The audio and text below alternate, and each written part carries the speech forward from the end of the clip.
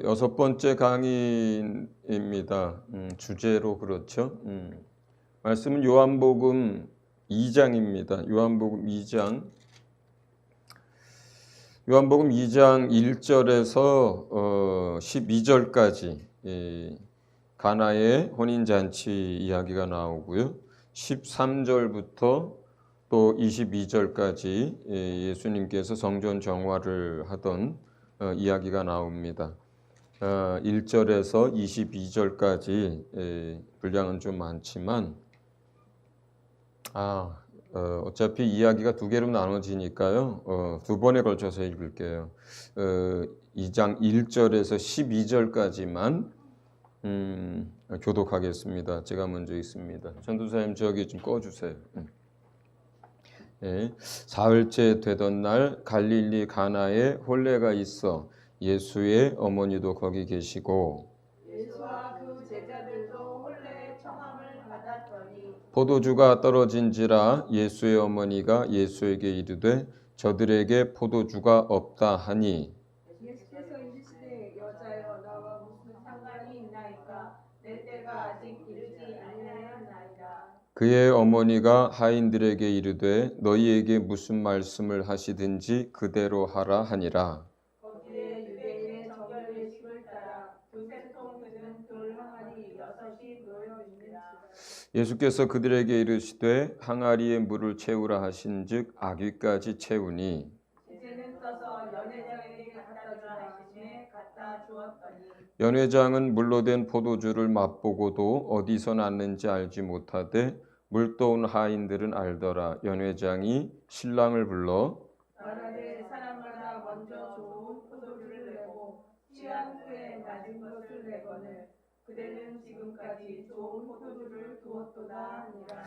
예수께서 이 첫 표적을 갈릴리 가나에서 행하여 그의 영광을 나타내심에 제자들이 그를 믿으니라. 아멘. 여기까지 읽겠습니다.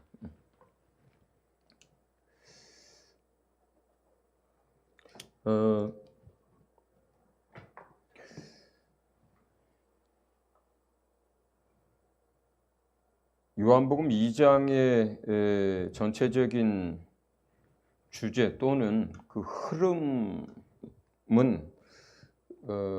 정결케 되는 것과 관련된 거예요. 물론 뭐 뒤에 성전 정화 사건은 그냥 금방 어떤 정결함과 관련된 것으로 금방 우리가 이해할 수 있을 것이고 앞에 가나의 혼인잔치도 사실은 거기에 몇 가지 소주제들, 중요한 주제들이 있지만 그러나 기본적인 흐름은 정결케 하는 것과 연관이 있습니다. 그 뒤에 나오는 성전 정화와 연결되어 있는 거라고 볼 수 있습니다. 우선 첫 번째 가나의 혼인잔치 여기 한번 좀 띄워봐주시겠어요? 첫 번째는 가나의 혼인잔치와 관련돼서 우리가 생각해 봐야 할 것이 제가 이 뭐 줄거리 설명을 읽었으니까 하지 않고 그냥 합니다. 첫 번째는 내 때가 아직 이르지 아니하였나이다 라고 하는 예수님의 말씀의 의미를 조금 우리가 보아야 합니다. 그러니까 가나의 혼인잔치가 있어서 예수님의 어머니, 형제들 그리고 그 당시 예수님과 이제 따르기 시작한 제자 몇 명들이 같이 그곳으로 갔어요. 아마도 그 포도주가 떨어졌을 때 예수의 어머니 마리아가 거기서 이 포도주와 관련된 이야기들을 하는 걸로 봐서 뭐 가까운 친척일 수도 있고요. 그런데 어쨌거나 마리아가 예수님에게 포도주가 없다, 떨어졌다 이렇게 얘기했을 때 예수님이 어머니를 호칭하는데 여자여 이렇게 호칭을 했고 그게 나하고 무슨 상관이 있나이까 이렇게 얘기를 합니다. 그 다음에 내 때가 아직 이르지 아니하였나이다 이런 얘기를 하죠. 우선 여자여라고 하는 그 호칭 자체는 뭐 오늘날 우리가 그냥 그러니까 이렇게 뭐 함부로 대하고 부르는 뭐 어떤 그런 남 모르는 사람 대하듯이 부르는 어떤 그런 게 아니라 일종의 여성들을 이렇게 뭐 이렇게 존중해서 부르는 호칭 정도로 많이들 이해를 합니다. 그래서 뭐 만약에 모르는 사람이 한다면 뭐 부인 또 아니면 또 제 영어 성경에는 이제 그 이거를 dear woman 이렇게 해놨어요. 이렇게 한국말로 표현하자니 좀 안 맞는 그런 것이고 뭐 한국에서는 약간 좀 높여 부른다 그러면 뭐 여사님 정도도 할 수 있겠는데 뭐 어쨌든 그러니까 우리 표현에는 이게 잘 안 쓰는 표현인데 그러니까 어떤 여인을 이렇게 낮춰 부른 게 아니고 이렇게 살짝 높여서 존중해서 부른 표현이다 이렇게 이제 그 관련된 주석이나 이런 데들은 표현을 합니다. 어쨌거나 그런데 그거보다 중요한 건 뭐냐면 예수님이 첫째 나와 무슨 상관이 있나이까 이렇게 얘기를 해요. 이 말에 의미하는 건 뭐냐면 혼인잔치에서 포도주를 준비하는 그 일은 누가 하는 일이고 누구의 역할이냐면 신랑이 하는 거예요. 신랑이. 그러니까 사실은 누구한테 가서 이 얘기를 하는 게 맞냐면 마리아가 만약에 포도주를 떨어졌고 친척집이라 가정할 때 신랑한테 가서 또는 최소한 신랑 아버지한테 가서 포도주가 떨어졌습니다. 이렇게 해야 하는 게 맞는 거예요. 그런데 예수님에게 그 얘기를 했단 말이에요. 그러니까 나하고 무슨 상관이 있나이까 이 말은 내 결혼식이 아니란 뜻이에요. 내 결혼식이 아니다. 그래서 그 뒤에 뭐냐면 내 때가 아직 이르지 아니하였나이다 하는 그 내 때라고 하는 건 그럼 뭐겠어요? 예수님의 혼인잔치를 얘기하는 거예요. 그러니까 예수님의 혼인잔치는 이제 공생애를 막 시작한 상태란 말이에요, 현재. 그리고 이제 이제 그 사역을 시작하는 첫 기적 때예요. 그러니까 이 모든 걸 다 마치고, 고난당하시고, 죽으시고, 부활하셔서 영광을 얻으시고, 주의 나라를 이제 완성하고 그가 오실 때에 그의 혼인잔치가 이제 열리겠지요. 그러니까 지금 그래서 예수님은 본인의 혼인잔치가 있을 것이지만 그러나 나는 지금 이제 공생애의 시작인 것이고 아직 그때가 이르지 않았다. 이런 표현인 거예요, 이게. 우리가 예수님 이제 재림하시고 나서의 혼인잔치도 중요하지만, 주님은 계속, 이제 그를 믿고, 그와 한 몸이 되고 그의 제자가 될 성도들에 대해서 늘 생각을 하고 계셨고, 마음에 두고 계셨고, 그리고 마지막에 결국은 우리가 마지막 만찬에서 포도주를 가지고 정혼식의 포도주를 나누시는 고난과 언약의 포도주뿐만 아니라 정혼식을 의미하는 포도주도 제자들과 함께 나누는 일을 하고 죽임을 당하고 하늘로 올라가십니다. 그러니까 나는 하나님의 아들이기 때문에 내가 무슨 혼인을 해 이런 개념도 아니고 그리고 그건 아주 먼 훗날의 이야기야. 나하고 상관없어. 이런 의미도 아니고 주님은 공생애를 시작한 그때서부터 제자를 부를 때 또 사람들을 구원해서 한 영혼 한 영혼 하나님 나라의 백성이 될 때 이런 순간순간 늘 그분에게는 그러한 연합되어지는 것, 하나 되는 것, 정혼하는 것, 나중에 신랑과 신부로서의 관계가 맺어지는 것, 이런 걸 늘 염두에 두고 사역을 하셨어요. 그 상태에서 내 때가 아직, 그 혼인 때가 이르겠지만 내 때는 아직 이르지 아니했다 하는 자신의 이제 혼인 잔치에 대한 언급입니다. 그래서 이제 예수님이 얘기하신 내 때가 이르지 아니하였나이다 하는 의미는 그런 의미고요. 두 번째는 전체 흐름과 관련된 것인데 여기에서 어떤 뭐 포도주 항아리도 있었을 거예요. 포도주 항아리도 있었을 거예요. 그리고 물을 길어다가 그 포도주 항아리에 넣어라. 그리고 그걸 떠다 갖다 줘라. 이렇게 할 수도 있었을 거라고요. 오히려 그게 더 상식적일 수도 있고 그냥 단순한 기적 의미만. 그러니까 물로 결혼 잔치에 포도주가 떨어졌으니까 물로 포도주를 만들어서 그 결혼식이 흥이 깨지지 않고 내가 도와줘야겠다. 그러니까 이러한 이적의 의미만 가지고 있다면 그냥 그들 포도주 항아리들이 여러 있었을 것이고 자연스럽게 그 포도주 항아리에서 포도주를 떠다가 이제 사람들에게 주고 있었을 것이고 그 포도주 항아리에 포도주가 떨어졌을 거니까 그냥 단순하게 물로 포도주를 만드는 그런 거라면 그 포도주 항아리에 물을 갖다 넣어라. 그 다음에 갖다 나눠줘라. 이렇게 할 수도 있었던 거예요. 그런데 전혀 용도가 다른 항아리에 초점을 맞춥니다.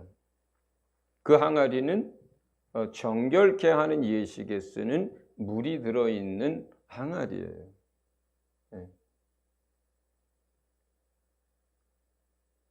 물로 사람들을 씻기고 그 물로 씻고 음식을 먹든지 물로 씻고 뭘 하든지 하는 정결 예식을 위한 항아리예요. 이게. 근데 그 항아리에 물을 떠다가 이제 주었는데 포도주가 된 거예요. 여기서 포도주가 상징하는 것은 예수 그리스도의 피예요. 물로 우리가 정결케 될 수 없다는 것을 당신의 피로서 정결케 될 것이라고 하는 것을 정결 예식과 관련된 흐름 속에서 그 정결 예식에 쓰는 물 그리고 그 돌 항아리를 사용하신 거예요. 이 장은 전체적으로 정결케 되는 것과 관련이 있습니다. 우리가 하나님 나라에 들어가기 위해서 우리의 정결함과 관련돼서 그보다 앞서 한 것이 물세례였었어요. 물세례였었습니다. 또 다른 표현으로는 우리가 하나님의 나라와 관련돼서 준비하고 하나님의 나라에 들어가기 위해서 필요한 것은 우리가 회개하는 거라고 우리가 얘기를 합니다. 그리고 나서 이제 공생애가 시작이 됐어요. 첫 번째 가나의 혼인잔치에서 이 표적을 행하시는데 혼인잔치라고 하는 그 부분에 있어서는 자신의 혼인잔치와 연결을 시키고 또 이제 하나님 나라에 초청받게 될 사람들과 관련돼서 사람이 정결하게 되는 것은 이 물로 씻어도 되는 게 아니라 당신의 피로서 된다라고 하는 것을 물이 포도주로 변하게 만들어서 나타내고 있는 것입니다. 그리고 세 번째는 이것이 이제 첫 표적이 되었어요. 첫 표적, 그러니까 표적이라고 하는 것은 우리가 어떤 기적이란 표현, 이적이란 표현하고 다른 의미로 표적이란 단어를 쓰는 거예요. 표적이라고 하는 것은 영어로 사인이에요. 사인. 뭔가를 의미하기 위해서, 뭔가를 나타내기 위해서 행하시는 기적을 표적이라고 불러요. 그러니까 우리가 만약 어떤 사람이 아파요. 그 아픈 사람을 고쳐줍니다. 그러면 그 아픈 사람을 고쳐주는 그것을 얘기할 때 능력 또는 이적 뭐 이런 걸 얘기할 때 그 이적을 행하신 능력을 행하신 목적은 1차적으로 그 사람의 병을 고치는 거예요. 그리고 예수 그리스도를 바라보게 하는 거죠. 그런데 표적이란 단어가 쓰는 것은 그 어떤 이적을 행했을 때 그 이적을 통해서 뭐예요? 뭔가 나타내려고 하는 게 있는 거예요. 목적을 가지고 하는 거예요. 사인의 의미예요. 사인의 의미. 여기서의 사인의 의미는 뭘까요? 뭘 사인으로 보여주신 거예요, 이게? 우리가 사인하면 글쎄 저는 생각나는 게 별로 없는데 뭐 야구에서 이렇게 포수가 이렇게 가랑에 사인 대놓고 막 이렇게 하고 하는 거 뭐 그런 생각밖에 안 나는데 자, 그 사인의 목적은 뭐였냐면 이제 처음으로 몇 명의 제자들에게 자기 자신이 하나님의 아들 메시아라고 하는 것을 보여주기 위한 표적이라는 거예요. 그래서 요한은 그것을 그 일로 인하여 제자들이 그를 믿었더라 이렇게 표현한 거예요. 근데 요한복음은 유독 이제 이런 게 많아요. 사인이에요. 표적이에요. 대부분. 표적을 앞에다 놓고 기사를 이제 그런 일들을 기록하고 그것이 무엇을 의미하는 바를 하는지를 첫 번째 물질 세계, 이 세상의 세계 쪽에서 설명하고 두 번째 다시 그것을 영과 하나님의 나라의 것으로 끌고 가서 다시 그것의 진리와 영적인 의미들을 설명하는 형태로 계속 사용합니다. 지금 2장부터 그렇습니다. 2장도 마찬가지예요. 사인이에요, 사인. 계속해서. 그러니까 우리가 요한복음을 읽으면서는 그 사인마다 그 표적으로서의 의미를 가지고 있고 그 의미가 이 땅의 물질 세계에서 이 세상에서 어떤 식의 으로 나타나고 그것이 영적으로는 또 하나님의 나라에서는 진리에서는 어떤 의미를 갖는지를 계속 찾아가 따라가면서 성경을 읽어야 요한복음은 흐름을 놓치지 않습니다. 자, 그래서 가나의 혼인잔치는 이제 요 세 가지를 주의하여 보면 됩니다. 예수님의 때, 예수님의 혼인잔치, 정결 예식, 사람이 물로 씻어서 정결해지는 것이 아니라 예수의 피로써 정결해진다는 것. 그리고 그 첫 번째 이적을 통해서 그 제자들에게 예수님 자신이 메시아인 것을 보여주셨고 그래서 제자들은 그것을 보고 믿고 따랐더라 이렇게 된 거예요. 자, 이제 두 번째 이야기입니다. 13절부터인데요. 이게 교독을 하는데 저는 계속 같이 읽을게요. 이게 그 유튜브로 나가는 그 소리가 작아질 것 같아서. 자, 제가 먼저 읽습니다. 13절입니다.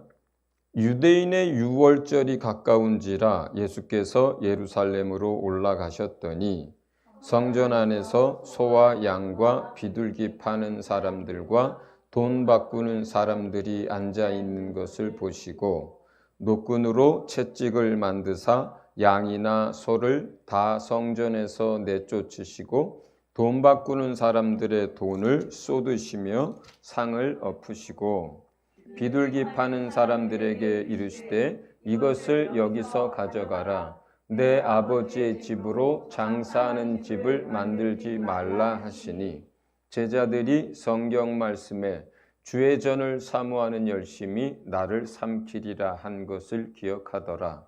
이에 유대인들이 대답하여 예수께 말하기를 내가 이런 일을 행하니 무슨 표적을 우리에게 보이겠느냐. 예수께서 대답하여 이르시되 너희가 이 성전을 헐라 내가 사흘 동안에 일으키리라. 유대인들이 이르되 이 성전은 46년 동안에 지었거늘 내가 3일 동안에 일으키겠느냐 하더라. 그러나 예수는 성전된 자기 육체를 가리켜 말씀하신 것이라. 죽은 자 가운데서 살아나신 후에야 제자들이 이 말씀하신 것을 기억하고 성경과 예수께서 하신 말씀을 믿었더라. 아멘. 네. 자, 이 2장의 두 번째 이야기 그리고 이어지는 흐름은 성전을 정화시키셨던 이야기입니다. 그 이야기를 시작하면서 지금 13절에 보면 6월절이 가까웠다는 이제 6월절 이야기가 나옵니다. 그리고 요 성전 정화 사건이 끝나자마자 그 다음 23절에는 6월절에 하면서 이제 6월절에 있었던 이야기가 짧게 기록이 되어 있습니다. 언젠가 한번 말씀드렸던 기억이 있는 것 같은데요. 예수님의 공생애를 이제 3년 정도로 잡습니다.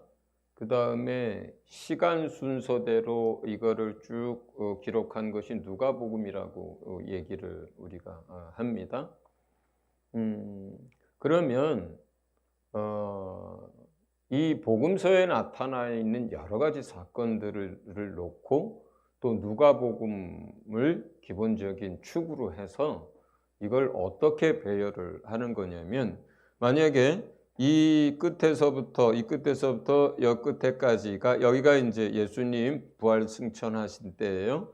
저기가 예수님 태어나신 때고, 그 다음에 요 앞이 공생애를 시작하는 세례 받으시는 때라고 하자고요.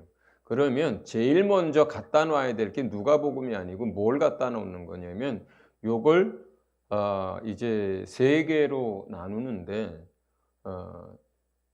성경에 보면 6월절 이야기가 나와요.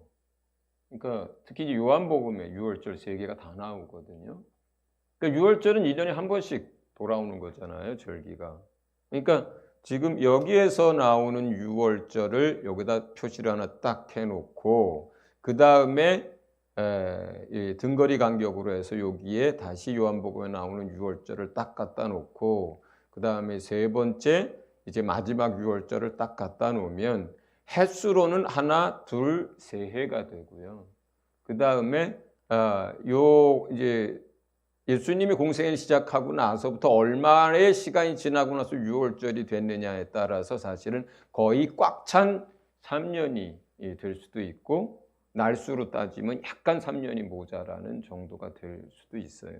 근데 요때까지는 이미 예수님 세례 받으셨죠. 40일간 금식하셨죠. 그 다음에 요단강에서 잠깐 머무르셨고요. 예루살렘으로 잠깐 갔다가 이제 다시 내려오는 길에 가나의 혼인잔치인 거거든요. 그리고 나서 얼마 있다가 6월절 이야기가 나오는 거니까, 그래도 상당 기간의 시간이 지난 거예요. 공생애를 이제 세례 받고 나서, 그리고 나서 이제 첫 6월절, 그 다음에 두 번째 6월절, 세 번째 6월절, 이렇게 6월절을 세 개를 가져다 놓고 이 상태에서 누가복음의 사건들을 이제 그 첫 번째, 두 번째, 세 번째 6월절을 이제 고려해가지고 그 사이사이에다 갖다 집어넣습니다. 그 상태에서 비슷한 사건끼리 이제 마태복음, 마가복음의 것들, 요한복음에 나타나는 것들을 갖다 집어넣는 거예요. 이렇게 하면 전체적으로 예수님의 공생애의 시간 흐름이 정확하게 보입니다. 근데 그렇게 하지 않으면은, 예를 들어서 마가복음 같은 걸 기준으로 해서 이게 언제적이다 뭐 이런 식으로 얘기하면 굉장히 많은 오류가 생겨요. 마가복음 11장부터 예수님 이제 고난 당하실 때까지 그 며칠간의 이야기를 11장부터 16장까지 다 기록을 하고 있고요. 그 다음에 예수님 태어난 것도 뭐라 그랬어요? 딱 한 줄로 끝나요. 예수께서 태어났다. 막 이렇게 넘어가거든요. 또 이제 요한 같은 경우도 기록할 때 주제 위주로 해서 본인이 전하고자 하는 말씀 위주로 사건을 끌어다 놓고 하기 때문에, 마태복음도 마찬가지. 그러다 보니까 그렇게 시간을 정해놓고 그 흐름을 이해하면서 복음서를 이해해야 성경 해석에 오류가 안 생깁니다.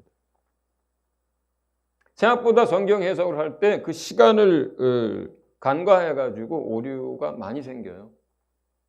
예를 들어서 예수님이 제자들을 부르신 거, 처음부터 부른 것처럼 오해하게 만듭니다. 마가복음을 기준으로 해서 만약에 성경을 이해한다면.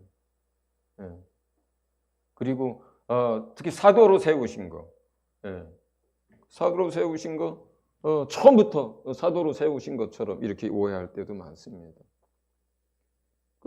예수님이 제자들도 여러 차례에 걸쳐서 부른 거예요. 맨 처음에 제자들이야 요한을 따랐던 안드레, 그 다음에 뭐 나다나엘, 빌립, 뭐 이런 사람들이 먼저 부름을 받은 사람들이고, 공생이 시작하고 나서 꽤 많은 시간이 지나고 나서 갈릴리 사역 시작할 때 베드로를 부른 거고 요한을 부른 거예요. 그 이후에 다른 제자들도 합류를 한 거고요. 그리고 나서 시간이 얼추 꽤 지나고 나서 그 따르는 제자들 가운데 기도하고 사도로 세운 거예요.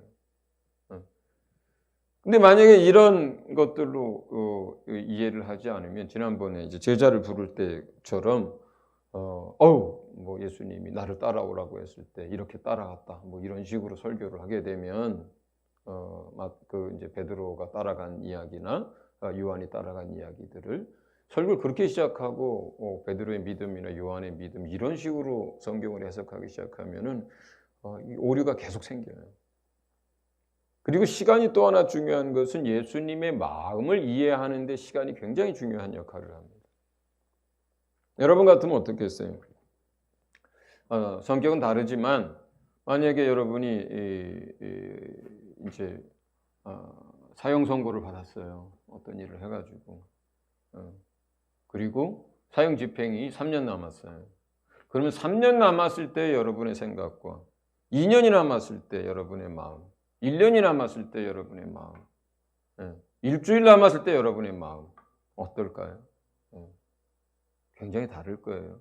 근데 뿐만 아니라 제자들이요, 나중에 예수님 부활 승천하시고 나서 모든 걸 이제 성령으로 말미암아 더 많은 것들을 깨닫고 났을 때도 제자들에게도 그 시간 개념은 굉장히 중요합니다.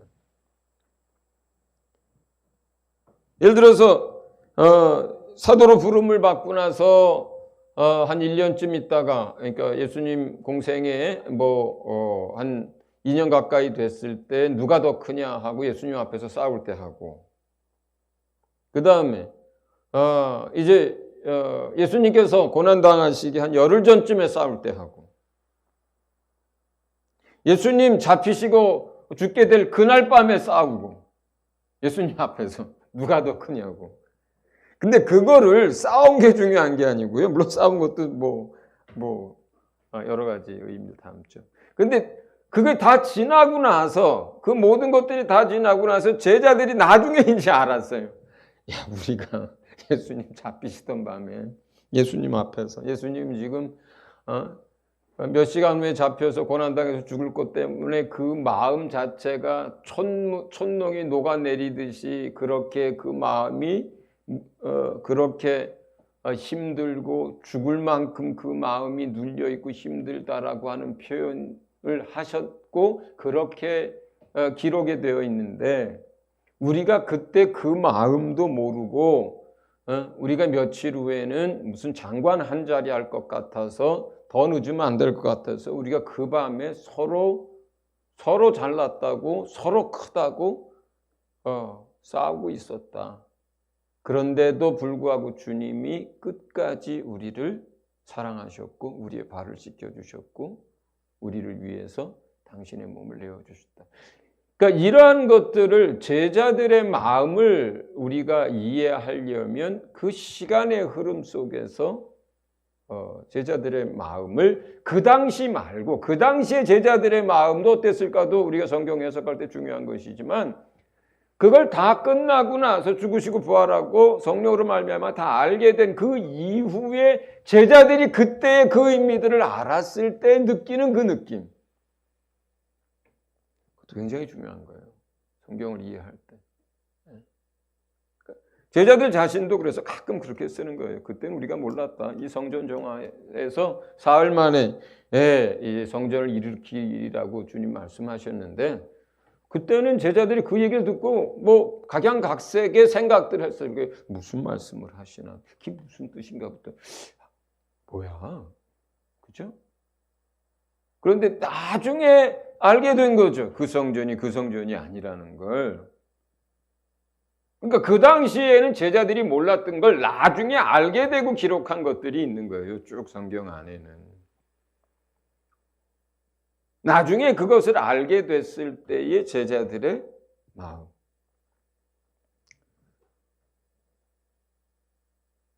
사도 요한이 나중에 이제 에베소 감독으로 있고 할 때 어쨌든 뭐 여러분이 많이 들으셨을 거예요. 맨날 똑같은 예수님의 하나님의 사랑에 관한 설교만 했다고 하죠. 그때는 굉장히 모든 것이 온전해졌고 많은 것들을 깨달았고 보았습니다. 그때에 요한이 거슬러 올라가서 내가 예수님과 함께 사마리아를 지나갈 때에 하늘로 불이 내려 저들을 멸하게 하리까라고 했을 때 주님이 책망하시던 그것. 그때 책망받을 때에 그가 알았던 그 책망의 의미와 그 다음에 정말 사랑이 뭔지를 알고 그 사랑 외에는 달리 할 말이 없었던 그때의 그 책망의 의미는 다른 거예요. 베드로도 똑같습니다. 베드로 똑같아요. 예수를 부인할 때나 어떤 그런 것들이 부인하고 나서 돌아 나와서 뉘우칠 때의 그때와 나중에 신의 성품을 얘기할 때의 베드로는 다른 거예요. 그 느낌. 그래서 사실 조금 본문에서 벗어난 것이긴 하지만 우리가 복음서를 읽어나가면서 그래서 사역의 시점, 그 다음에 그때의 전후 사정, 그 다음에 그 당시의 제자들의 마음, 나중에 그것을 안 제자들의 마음, 이런 것들을 우리가 사람의 마음을 들여다보면서 성경을 읽어나가는 겁니다. 자, 어쨌든 그래서 이제 그 첫 유월절에 있었던 이야기입니다. 봉생이 시작하고 첫 유월절이죠. 두 번째 성전 정화 이야기가 나옵니다. 우리가 아는 것처럼 성막도 또 예루살렘에 나중에 세워진 성전도 하나님의 이름을 두신 곳이고 그곳에서 가장 중요한 그 성전에서 우리가 해야 할 가장 중요한 역할은 솔로몬이 그 성전을 지었을 때 하나님 앞에 길게 기도했던 그 기도문에서도 나오죠. 그 기도문의 주요 골자는 뭐예요? 우리가 기도할 때,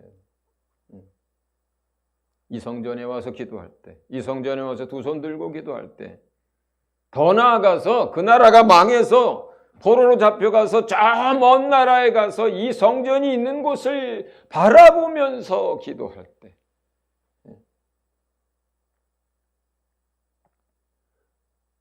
그래서 하나님이 원하셨던 것은 그곳에 하나님의 이름을 두고 그곳에서 제사도 드리고 또 뭐 여러 가지 하겠지만 가장 중요한 것 중에 하나 주의 이름을 부르며 기도하는 곳이 성전이고 오늘날로 치면 교회 예배 처소가 그렇습니다. 또 우리가 참 성전이라고 이제 나중에 얘기하겠지만 우리가 참 성전이라고 할 때도 우리 안에 계신 주님께 늘 기도하는 자의 삶을 살라고 하는 것이 성전과 관련된 첫 번째 교훈입니다. 그런데 지금 이 장사하는 사람들의 이런 행위들이 어디에서 이루어졌느냐? 두 번째는 성전 안에서 이루어졌다는 거예요. 이게 성전 안에서 이루어졌다는 거예요. 이게 성전 밖에서만 이루어졌어도 주님이 이렇게 진노하지 않으셨을 거예요. 네. 성전 안에서 이루어졌다는 것은 사실은 이 돈 벌기 위해서 소 팔고 양 팔고 하는 이런 장사치들의 어떤 하나님께 나아가는 그걸 이익의 어떤 돈을 벌기 위한 수단으로 생각하는 이것만 문제인 것이 아니라 성전 안에서 이루어졌다는 것은 총체적인 타락을 의미해요. 그 당시 사두개인들, 제사장들, 대제사장들과 결탁되어 있지 않으면 성전 안에서 이런 장사를 할 수가 없어요. 네. 상납한다 그러잖아요.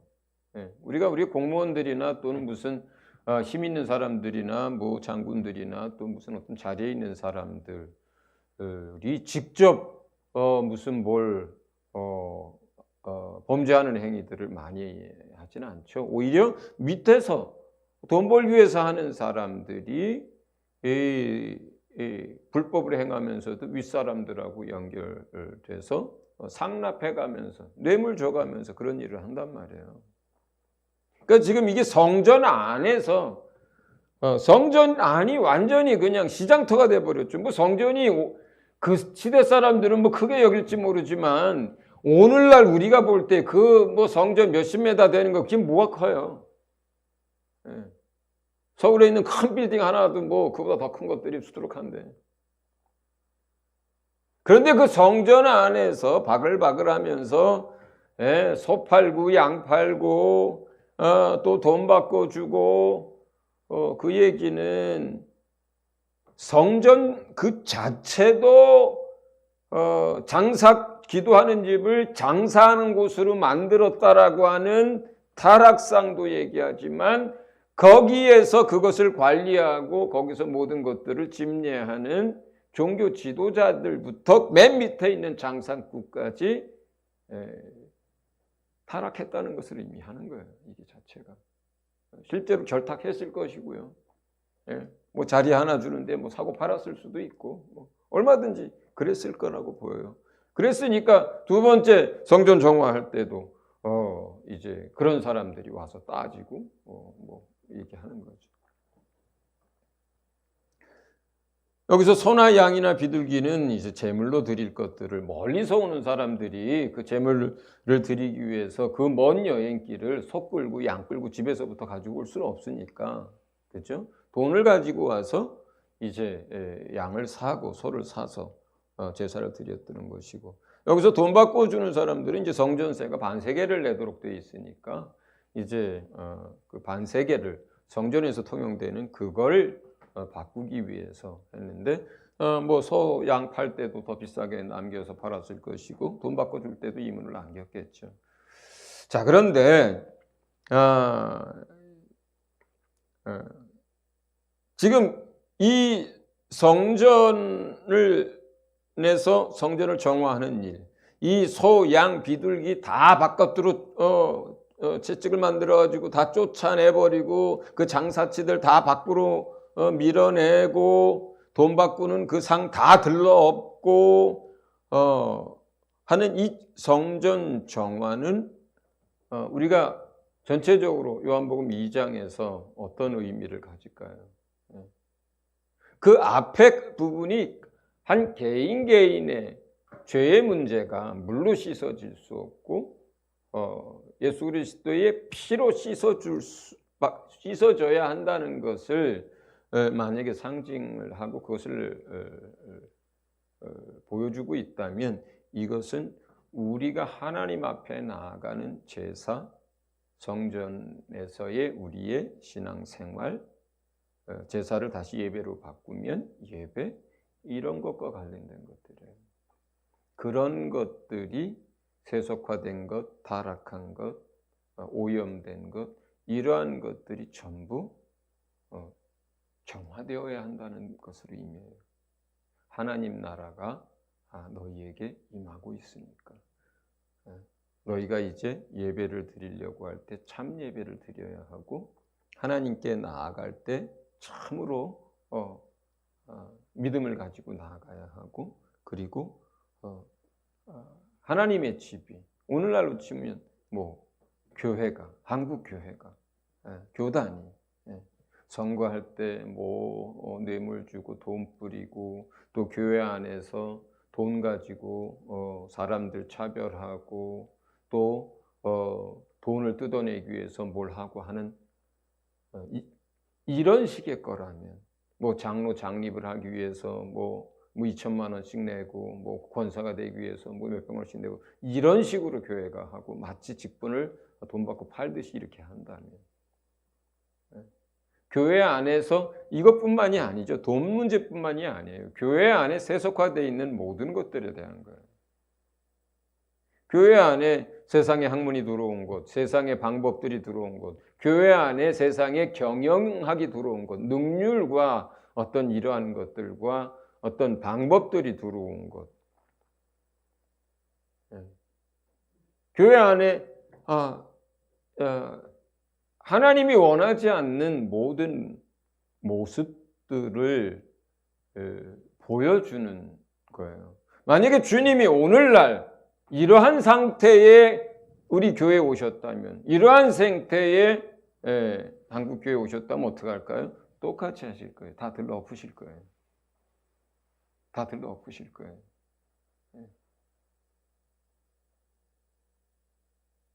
그게 뭐 진짜인지 아닌지 잘 모르지만 어쨌든 뭐 미국의 뭐 어떤 그 교회 간증 이야기 생각이 갑자기 나네요. 예수님이 그 교회 문 앞에 계시고 그 교회를 못 들어가시고 계속 거기서 계신데 나중에 왜 그러냐 그랬더니 거기는 자기가 들어갈 데가 없다고, 들어갈 자리가 없다고.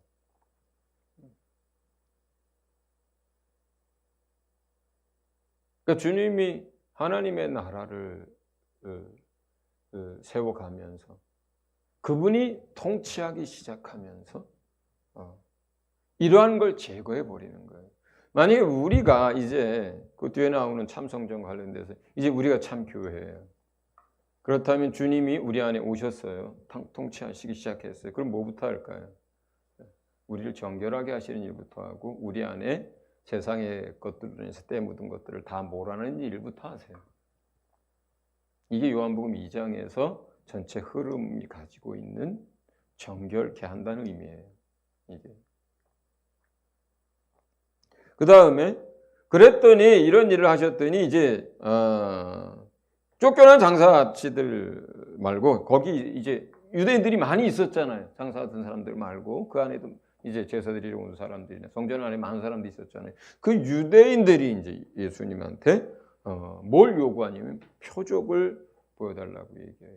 네가 과연 이 성전에 와서 그렇게 할 수 있는 자격을 가진 사람인지에 대해서 그 자격을 가졌다라고 하는 표적을 보여라. 이렇게 얘기를 하는 거예요. 선지자면 선지자의 표적을 보이고 하나님의 종이면 하나님의 종이라고 하는 표적을 보여라. 과거에 엘리야, 엘리사 또는 모세 이런 하나님의 사람들이 표적을 보였던 것처럼 네가 그렇게 했는데 네가 그 자격을 갖추고 있는 사람이냐? 그 표적을 보여라 이렇게 얘기해요. 그랬을 때 예수님이 한 이야기가 이 성전을 헐라 사흘 동안에 일으키리라 이렇게 얘기하셨어요. 이것이 의미하는 바가 뭡니까? 이것이 의미하는 바가 그 밑에 참 성전을 의미하는 거예요. 그 얘기가 하는 게 아니죠. 그건 그 다음 주제예요. 예수 그리스도의 부활에 대한 표적을 얘기하는 거예요. 부활에 대한 표적을 얘기하는 거예요. 어디서 기억이 나죠? 내가 보일 표적이 뭐밖에 없다? 요나의 표적 얘기를 하죠. 똑같은 대답을 하시는 거예요. 요나가 물고기 뱃속에 사흘간 이제 잡혀 먹혔다가 살아난 그것을 내가 표적으로 보여줄 거다라고 하셨을 때 그 표적이나 오늘 여기서 이제 이 성전을 헐라 사흘 동안에 일으키리라 하는 이것이 예수님에게 표적을 요구하는 사람들에게 내가 보여줄 표적이라 하는 거예요. 그 표적 부활을 의미합니다. 부활. 메시아라고 하는 가장 강력한 증거, 가장 강력한 증거, 그건 부활입니다. 아담 안에 있는 한 사람이 아니란 뜻입니다. 부활은. 그의 죽음은 인류를 위한 죽음이라는 뜻입니다. 부활은. 그의 부활은 그러므로 그 안에 있는 자들이 함께 부활할 것에 대한 확증입니다. 그렇기 때문에 메시아가 가지고 나타낼 최대의 표적, 가장 강력한 표적은 사도시대나 사도들이 복음을 전할 때나 오늘날에나 앞으로도 예수 부활하셨다는 거예요. 예수 부활하셨다는 거예요. 그게 메시아로서의 가장 강력한 증거입니다. 예수 믿으면서 만약에 이 부활을 관념의 부활 또는 무슨 사상의 부활 이런 식으로 얘기한다는 건 예수 안 믿는 거예요. 예수 안 믿는 거예요. 예수 안 믿는 거예요. 예수 모르는 사람이에요. 신학자든 무슨 해방신학을 하는 목회자든 누구든 할 거 없이 예수님의 부활에 대한 확실한 믿음을 가지고 있지 않다면 그렇다면 그 사람 크리스찬이 아닌 거예요. 그리고 모든 다른 선지자와 모든 거짓 선지자들과 구별짓는 참 메시아의 표적은 뭐냐? 진정한 죽음과 진정한 부활이에요. 인류 역사상 죽임을 당하고 부활하신 유일하신 분. 다른 사람들은 죽었다 살아난 경우들이 있습니다. 예수님이 말씀하시는 그 부활과 그건 다른 거예요. 설령 나사로가 죽었다 살아났다고 해서 다시 영원히 사는 모습으로 부활한 것이 아니라 그 본래 가지고 있던 다시 죽게 될 모습으로 다시 살아난 거예요. 예수님이 말씀하시는 부활은 영원히 죽지 않는 것이고 영으로 부활하는 것이고 영원한 생명으로서의 부활을 의미하는 그 부활이에요. 그러한 부활을 인류 역사상 나타내시고 우리에게 보이신 분은 메시아 예수 그리스도 한 분밖에 없는 거예요. 그것이 표적을 요구하는 유대인들에게 말씀하신 것이고 마지막 이 본문에서 세 번째 주제는 이 성전을 헐라 사흘 동안에 일으키리라 할 때에 그 성전된 자기 육체를 가리켰다라고 하는 것을 요한이 얘기하는 거죠. 요한이 얘기하는 거죠. 자, 이제는 이 모든 것들, 이 성전 정화와 관련된 것들을 그러면 우리는 어디로 끌고 와야 되는 거예요, 이제? 이 마지막 주제로 내려왔을 때는 우리 자신에게로 끌고 오는 거예요. 성전된 우리 자신에게로 끌고 오는 거예요. 그래서 아까 얘기했던 대로 우리 자신에게로 이것을 끌고 왔을 때 만약에 우리 안에 예수의 피 외에 다른 어떤 것들을 의지한다면 우리의 죄 문제는 해결될 수가 없고 예수 그리스도 그분이 우리의 신랑 되신 분이고 우리는 그분의 정혼자요. 예수 그리스도는 우리의 통치자가 되고 우리 안에 임하신 하나님으로서 그가 우리 안에서 사역하시고 역사하시고 당신의 일들을 이루어 가시려면 성전된 우리 몸이 우리 마음과 우리 영혼이 정결하게 되어야 하는 것을 얘기합니다. 우리 안에 성전의 정화가 있어야 되는 것을 얘기합니다. 그 성전의 정화도 예수의 피로 되는 것이고 그 성전의 정화도 주의 말씀과 성령으로 되는 것이고 그리고 우리 안에 모든 속된 것들을 다 몰아내는 것으로 되는 것입니다. 그것이 첫 표적, 그 다음에 성전 첫 유월절에 주님이 성전을 뒤엎으시면서 이 이야기를 사도 요한을 통해서 우리에게 전하고자 하는 메시지가 이것입니다. 제가 기도하겠습니다. 하나님 아버지, 참으로 우리 신랑이 되시고 또 우리의 죄를 깨끗게 하시기 위하여 당신의 피로 우리를 정결하게 하신 예수님 그 은혜를 이 시간 다시 한번 기억하며 주님 앞에 감사와 영광을 올려드립니다. 우리가 날마다 실수하고 허물 가운데 있고 우리가 우둔하지만 그러나 주님 날마다 우리 신랑 되신 예수께서 우리를 위하여 흘리신 그 보혈을 믿고 의지하며 살아가게 도와주시옵소서. 그리고 우리 성전된 우리 안에 주님 우리 안에 임하셔서 함께 하시오니 하나님 우리 안에 속된 것들과 더러운 것들과 모든 옛사람에 속한 것들을 날마다 다 벗어버리고 우리가 거룩함 가운데 주님과 동행할 수 있도록 인도하여 주시옵소서. 주님이 거룩하시니 주의 몸된 우리가 늘 거룩할 수 있도록 도와주시옵소서. 예수님 이름으로 기도합니다. 아멘.